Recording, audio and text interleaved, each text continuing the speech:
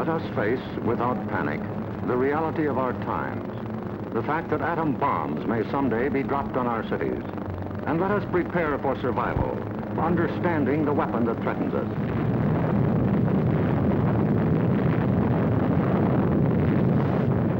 An atom bomb destroys or injures in three ways: by blast, heat, and radioactivity. The blast of an atom bomb is its most important destructive agent. In Japan, whole buildings were flattened by its force. However, many buildings of sturdy construction, even though close to the explosion, remained standing. The principal dangers of blast are flying glass and debris, the fires it may start, and the danger of being crushed in collapsing buildings. The atom bomb destroys by heat. People caught in the open as far as 2 miles away suffered flash burns. Yet, protection could have been easily achieved. Here, a bridge post and rail shielded the surface behind it. Any solid material afforded similar protection. The third weapon of the bomb is radioactivity, thrown off at the instant of explosion. However, the majority of people exposed to radiation recovered completely, including a large percentage of those who suffered serious radiation sickness. Today, they lead normal lives. They bear children. Their children are normal. These, then, are the weapons of the atom bomb that we must protect against: blast, heat, and radioactivity. Our cities are prime targets for atomic attack, but mass evacuation would be disastrous. An enemy would like nothing better than to have us leave our cities empty and unproductive. If an emergency should come, our factories will be battle stations. Production must go on if we are to win. Our offices and homes will also be posts of duty, not to be deserted.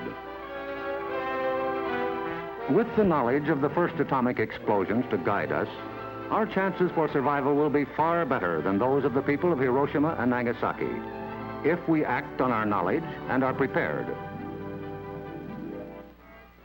The first job is to look over your own home for shelter possibilities.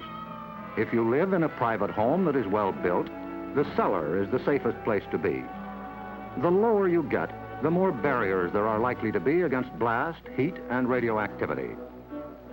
Select the basement wall nearest the probable target area of your city. If the house is blown over, it will most likely fall away from this wall. If you have a workbench or strong table big enough to get under, move it into your shelter area near a wall or strong supporting column. If the time comes when you actually have to take shelter, lie under the table.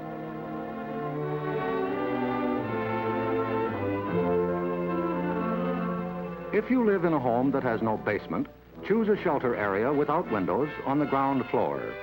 An interior hallway is probably best. In time of emergency, the shelter area should be cleared of mirrors and other objects that might cause injury. If you live in an apartment house, rules for taking shelter will be posted in your building. Learn them. Also, learn the location of public shelters in areas where you work or frequently visit. There are many things you can begin doing right now. Fireproof housekeeping is one, so clean up that attic. Keep waste in covered containers. Don't let trash pile up in the yard. Set aside a small supply of canned goods. They're safe from radioactivity. Have a good flashlight on hand. Electric lights may go out. Keep a first aid kit and learn how to stop bleeding. Make a habit of keeping a bottle of fresh water handy. A radio will be important for receiving vital instructions. Finally, prepare the shelter area and collect all necessary shelter equipment.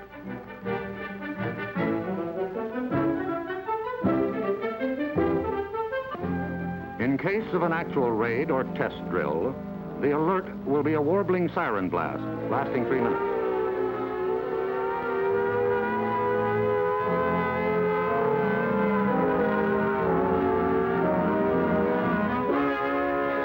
Once you hear this, act fast.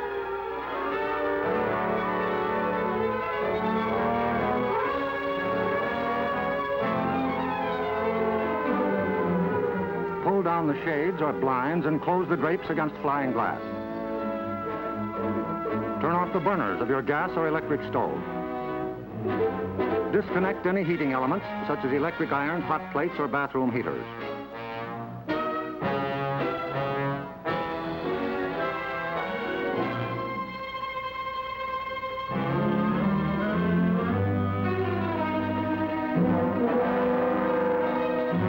Close all outside doors, but leave them unlocked.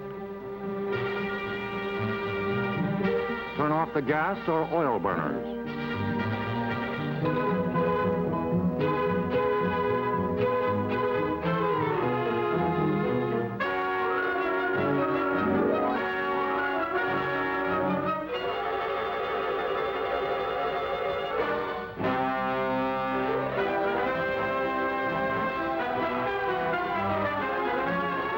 Taking shelter may be a race against time, even when you have some advance warning.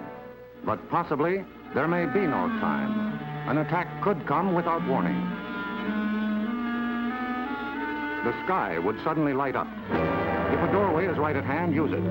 If the nearest shelter is more than a couple of steps away, fall to the ground immediately.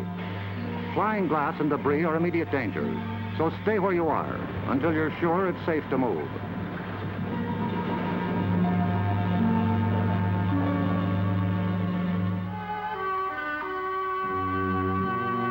If you are at home when a surprise attack occurs, crawl beneath a table if it is very near, or drop to the floor with your back to the window.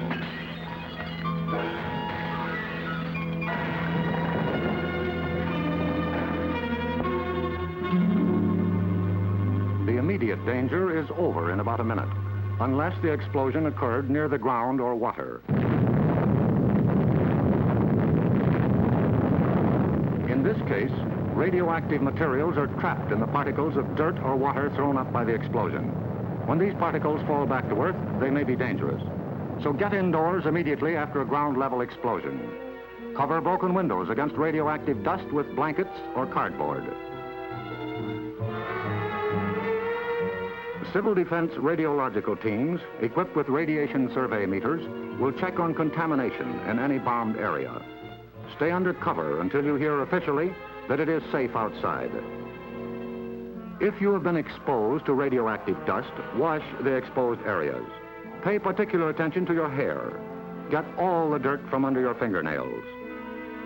If the people of Hiroshima and Nagasaki had known what we know about civil defense, thousands of lives would have been saved.